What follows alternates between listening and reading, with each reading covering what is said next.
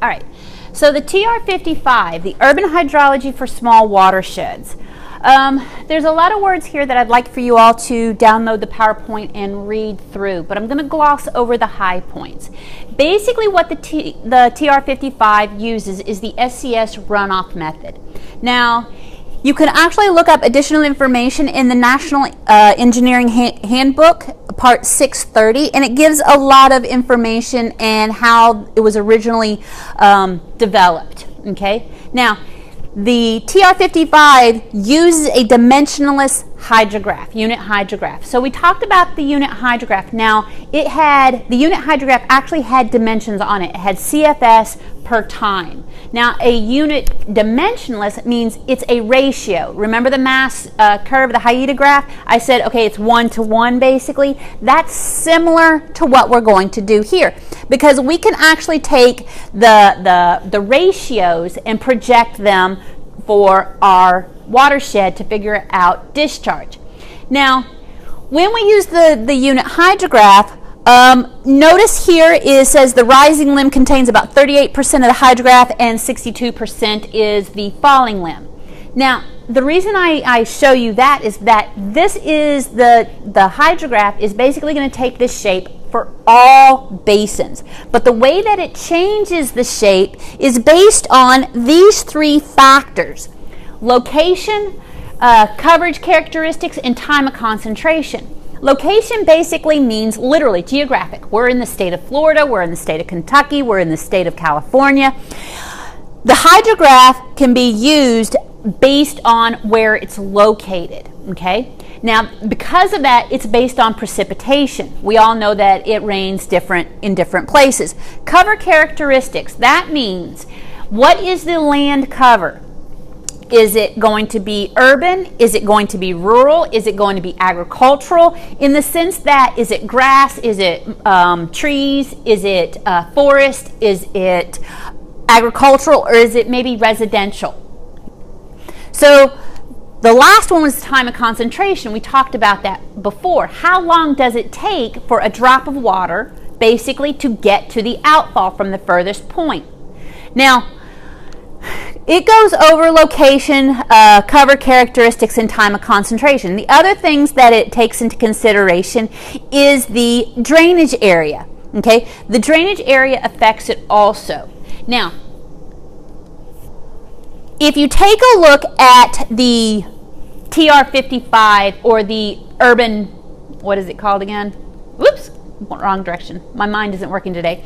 Urban Hydrology for Small Watersheds. I'm gonna flip to Blackboard to show you how to find that. So if you go to your Blackboard in week 2, it's also in your links, but right here, Urban Hydrology for Small Watersheds, TR55, if you click on that PDF, I'm going to go ahead and click to show you, it's going to pop up like this. Now, it's going to have chapters in it, and I'm going to go back to this one. This has chapters: the introduction, estimation of runoff, time of concentration. We've already looked at time of concentration. It has graphical peak discharge and tabular. We're going to get up to, we're going to do 1, 2, 3, and I believe 4. We're going to discuss them today, and we'll discuss the tabular later. Now, it also has appendices, the hydraulic soils group, remember A, B, C, and D. It also goes over the synthetic rainfall. So I'm going to have you all read those, and I'm going to ask you some questions for the homework based on this, quote, manual, the TR55 Urban Hydrology for Small Watersheds. Now, I also want to show you, and I'm going to show you one other thing, and how long I've had it, just as a demonstration, is I printed this out when I moved here to Florida. And I moved here to Florida back in 2001. And this is how old my book is. If you notice the date up here, it says 1986. Okay? This hasn't changed. However, you can see even how old this is by the type font. Okay? And some of the exhibits in here, the examples, and I'll have you go over some of the examples, they're written by hand in my book. And the new one, and let me switch back, but the material hasn't changed. The ideas in it haven't changed. So in the new book, it looks much cleaner. Okay?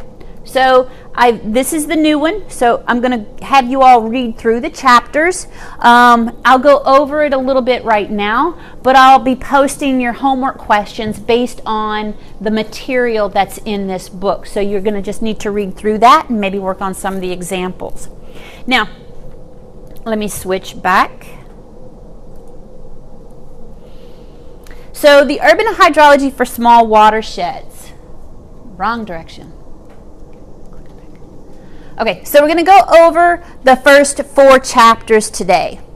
Okay, in the appendices we have our soils group, like I said.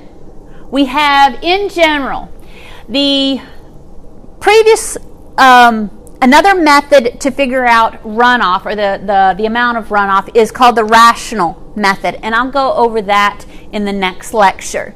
But the TR55 starts with a mass rainfall. P is in inches, and we looked at that graph, the 2-inch 24-hour. That's a rainfall graph. It's going to convert that mass to inches. Runoff here, capital Q, is in inches, and then we have to work with the curve number.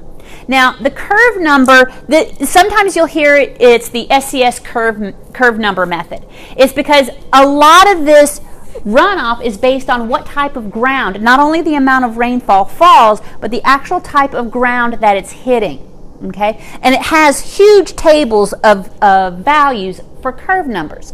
Now, you can base your curve numbers based on the soil type, A, B, C, or D, the hydrologic soil group. The plant cover, is it grass, is it agricultural, is it asphalt, impervious area, the amount of pervious area. So if you were looking at a subdivision, you're assuming that it's 40% impervious because of the sidewalks, the driveways, all these little lots that have huge houses on it, but little postage size lots with a little bit of grass. Okay, so also interception, we're assuming a percent of the water is intercepted before it actually hits the ground, or it ponds in surface storage. Okay, now the curve number is going to be 0 to 100. Okay, curve numbers are 0 to 100. The rational method uses a different number. It still uses a coefficient that corresponds to the land cover, but it's actually a different number, and I'll go into that later. Now, in the chapter 4 covers how to calculate peak runoff, and chapter 5 actually tells you how to create a hydrograph. Now, we're not going to do hydrographs in the sense of figuring out how to do them by hand, because most of our programs, ICPR, Interconnected Pond Routing Program, HEC 1, which is what it was called, is now HMS,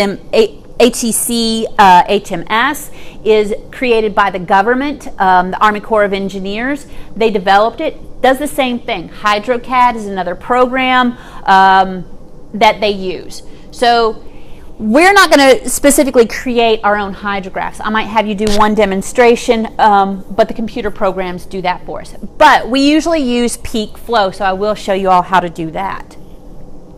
Now, the TR55 uses a single storm event, a duration of 24 hours. That's what all those S curves are for. And they use that to figure out peak flow or peak volumes of runoff.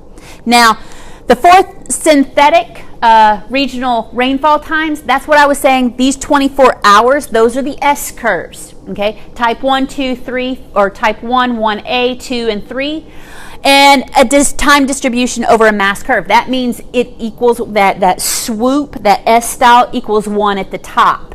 Now, we in Florida are mostly type 2 and type 3, depending on what county you're in. Okay, this is the S curve I keep referring to, types 1, 1A, type 2, and type 3. Why it's important, and again, we're down here, so type 3 and type 2. Most of the United States is type 2, but the type 2 curve, it again hits a peak about time 12 in a 24-hour storm event. And notice again, it ends with a fraction of rainfall in the 24 hours, and that fraction is equal to 1. So we can actually create a distribution off of that, and this is called a mass distribution curve. Okay. Now, in the appendix of the TR55, you have all of these graphs, and they're not just for the 2-year, 24-hour. You've got and that should have been scooted over. You've got 2-year, 5-year, 10-year, 25-year, 50-year, and 100-year frequencies, okay, in a 24-hour. Now, you can also look up via the program I showed you before. It's the NOAA Atlas 14. You can look up the amount of rainfall for a different storm event, okay, besides just the 24-hour. The 72-hour, the 96-hour, typically your common ones. Okay, limitations. Now, the methods used are based on open and confined flow in overland channels. So it doesn't consider pipe flow. It doesn't consider pressurized flow. Graphical peak method is limited to a single homogeneous watershed. What do I mean by that? And that means you can't have multiple, like it's a mountain state right next to a urban, next to a forest, next to a agriculture, all bashed into one. You have to separate those based on the type of watershed it is. For multiple homogeneous subwatersheds, you use the tabular hydrograph in Chapter 5. And then in Chapter 6, we'll get to that, is the stage routing curves. This is the actual routing we're discharging out of ponds or even maybe channeling through streams or swales. Okay, so in Chapter 2, it goes over, this is the equation. This is the SCS runoff curve number method, as described in the National Engineering Handbook -4, SCS, developed in 1985. And here's the equation. Q is runoff in inches. P is precipitation that we looked up, depending on the year storm. Not the 2-year 24-hour, but maybe the 5-year 24-hour, 100-year 24-hour that we're looking at. We find that precipitation, 5 inches, 10 inches, whatever. The IA is the initial abstraction. Now, you have an S. S is going to be the potential for retention. Now, the IA kind of gets taken out and says IA is actually 0.2 times S, that potential maximum retention. Well, the S, if you look at this over here, S says, okay, S is related to the land cover. Whether it's, again, going back to your parking lots as in percentage impervious, your rural areas, whether it be farmland, forest, and I'll show you the tables on this. I do a little bit of a table here, but there's other tables. When I was in school, mine was all agricultural, so I was looking at terraced land, terraced as in row crops, whether it was fallow, whether it was tilled, whether it was a conservation till, it all depended. But here, when I started working for civil engineers, I only cared about the urban curve numbers. Now, those curve numbers are based on the soil types that are underneath. That's what they call the potential of runoff. The potential reduces when you have a good soil that's underneath, unless it's asphalt on top of it or it's some impervious concrete, whatever. The soil actually sucks up the water, so it's infiltrating, you have less runoff. So the curve number, the smaller the curve number, the less the runoff. The higher the curve, let's just say that concrete asphalt is 98. Okay? Anything else is better than that. So just natural grass out in your yard, depending on what type of soil is underneath of it, could be from a 38 to a 68, depending on what type of soil is underneath of it. Now, so that's going to be your cover type and treatment. Your hydrologic condition is the percentage of impervious, and your antecedent moisture condition. They say that there's 3 types, and we usually use type 2, and I'll go over that. Remember what I said about antecedent moisture condition means, did it rain yesterday? A bunch, a little? Has there been back-to-back storms? How saturated is the ground already?